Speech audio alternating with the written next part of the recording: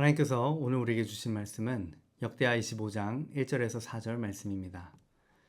제가 봉독하겠습니다. 아마샤가 왕위에 오를 때 나이가 25세라 예루살렘에서 29년 동안 다스리니라. 그의 어머니의 이름은 여호아단이요 예루살렘 사람이더라. 아마샤가 여호와께서 보시기에 정직하게 행하기는 하였으나 온전한 마음으로 행하지는 아니하였더라. 그의 나라가 굳게 섬에 그의 부왕을 죽인 신하들을 죽였으나 그들의 자녀들은 죽이지 아니하였으니 이는 모세의 율법에 기록된 대로 함이라. 곧 여호와께서 명령하여 이르시기를 자녀로 말미암아 아버지를 죽이지 말 것이요 아버지로 말미암아 자녀를 죽이지 말 것이라. 오직 각 사람은 자기의 죄로 말미암아 죽을 것이니라 하셨더라. 아멘. 성경에는 인생의 초반에는 하나님의 일에 귀하게 쓰임 받다가도 그 마음을 끝까지 지키지 못하여 허무하게 인생을 마감한 많은 사람들의 이야기를 담고 있습니다. 하나님께서는 오늘 말씀을 통해 하나님께서 끝까지 쓰시는 그러한 사람의 영적인 원리를 우리에게 깨닫게 하십니다. 남유다의 9대째 왕이었던 아마샤는 그의 생애에 대해 2절에서 매우 의미심장한 평가를 받습니다. 2절 말씀에 아마샤가 여호와께 보시기에는 정직히 행하기는 하였으나 온전한 마음으로 행하지는 아니하였더라. 이 말은 아마샤는 하나님께서 보시기에 바른 일을 행하였지만 온전한 마음, 전심으로 온 마음을 다하여 하나님께 행하지는 않았다는 뜻입니다. 그의 통치 시작은 겉으로 볼 때 하나님 보시기에 올바른 것처럼 보였습니다. 아마샤는 왕이 되어 자신의 왕위를 굳게 하면서 자신의 아버지를 암살한 신하들을 처단합니다. 하지만 하나님의 율법에 따라 그들의 자녀들은 죽이지 않고 살려주었습니다.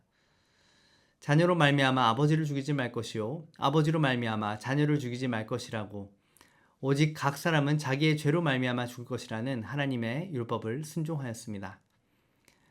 아마샤는 또한 에돔과의 전쟁을 준비하면서 유다 사람 중에서 30만 명의 군사를 모집하였고 은 100달란트, 오늘날로 치면 약 25억 원을 들여서 10만 명의 이스라엘 용병들을 모집하였습니다. 이때 하나님께서는 아마샤에게 하나님의 사람을 보내셔서 북이스라엘에서 돈을 주고 데려온 용병들과 함께 전쟁에 임한다면 반드시 패배하게 될 것이라고 경고하십니다. 많은 돈을 지불하고 그들을 데려온 아마샤는 잠시 고민하지만 하나님의 사람이 9절 10절에서 하나님께서 능히 이보다 많은 것을 왕에게 주실 수 있나이다 하니 그는 그 말을 신뢰하고 북이스라엘 용병들을 다시 집으로 돌려보냅니다. 이렇게 하나님의 말씀에 순종한 아마샤에게 하나님께서는 에돔 사람 세일 자손과의 전쟁에서 2만 명을 죽이는 큰 승리를 거두게 하셨습니다.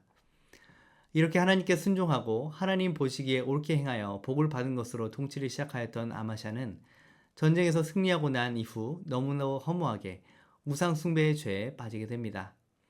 그것도 다른 신이 아닌 유다와의 전쟁에서 패배한 세일 자손들의 신들을 그가 가져와서 자기의 신으로 세우고 그 앞에 경배하고 분향하였다고 14절 말씀에 기록되어 있습니다. 하나님께서는 선지자를 그에게 보내셔서 그 우상들이 그들의 백성을 구원하지 못하였는데 어찌하여 왕이 우상을 섬기느냐고 경고하지만 아마샤는 그 경고를 무시하였습니다. 하나님의 경고를 무시한 아마샤는 결국 북이스라엘 왕 요아스에게 선전포고를 하는 어리석은 결정을 내리게 되었고 결국 전쟁에서 패배하여 북이스라엘에 사로잡히게 되었습니다.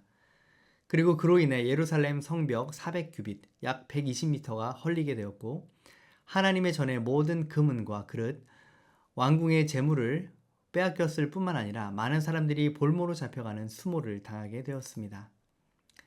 그는 북이스라엘과의 전쟁에서 패배하였음에도 목숨은 부지할 수 있었습니다.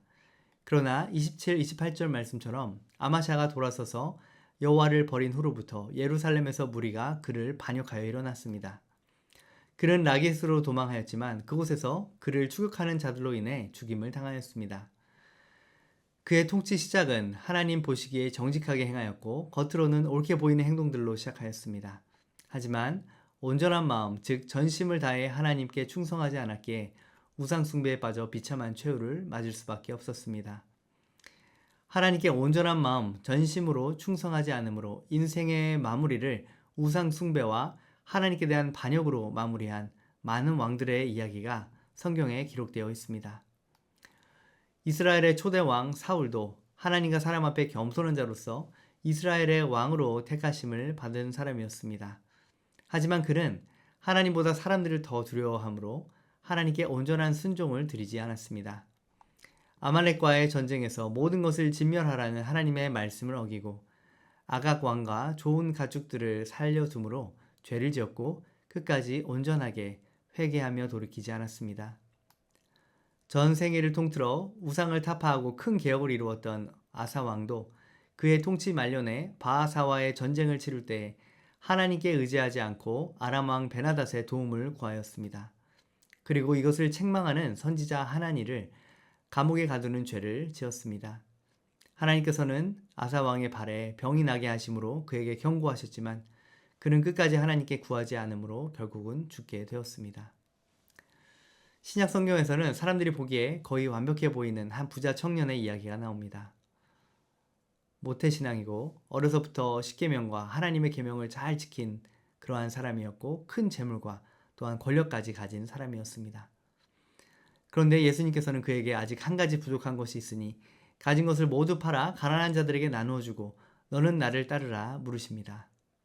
예수님께서는 너 전심으로 나를 따라오겠느냐? 내 마음에 하나님보다 더 소중히 여기는 모든 것을 포기할 수 있느냐라는 그러한 질문을 하신 것이죠. 그 질문 앞에 부자 청년은 근심하며 떠나갔습니다. 하나님을 전심으로 온전한 마음으로 사랑한 것은 아니었기 때문입니다. 하나님 앞에 끝까지 쓰임받지 못한 사람들은 전심으로 온전한 마음으로 하나님을 사랑하지 않았다는 공통점이 있습니다. 하나님께서는 겉으로 보이는 순종을 넘어 전심으로 끝까지 하나님을 사랑한 사람들의 인생을 붙들어 주시고 아름다운 열매를 맺게 하십니다. 이러한 사람들, 요셉, 다윗, 다니엘, 또 사도 바울, 그리고 조지 뮬러와 같은 사람들이 끝까지 하나님께 쓰임받고 영광스럽게 마지막까지 쓰임받은 복된 사람들입니다. 또한 얼마 전에 소천하신 제가 존경하는 미국의 존 메가더 목사님도 그가 평생 기도했던 한 가지 기도의 제목이 있었다고 하는데요. 그것은 바로 주님, 제가 끝까지 신실할 수 있도록 저를 지켜 주옵소서. 제가 한 말과 행동으로 인해 제가 일평생 주님께 헌신한 모든 사역이 한순간에 무너지는 걸 원하지 않습니다. 제가 끝까지 신실할 수 있도록 저를 지켜 주옵소서. 이 기도를 평생 하셨다고 합니다. 마음에 큰 울림이 되는 기도였습니다. 끝까지 신실하게 온전한 마음, 전심으로 하나님을 사랑하는 것처럼 영광스러운 인생은 없기 때문입니다. 온전한 마음으로 전심을 다해 주님을 사랑함으로 끝까지 아름답게 쓰임받고 열매 맺는 저와 여러분 되시기를 주님의 이름으로 축복합니다. 기도하겠습니다.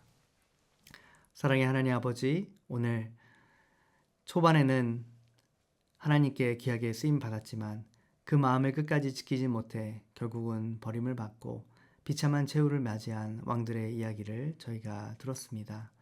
하나님, 우리의 삶이 어떠해야 하는지를 깨닫게 하여 주시니 참 감사합니다.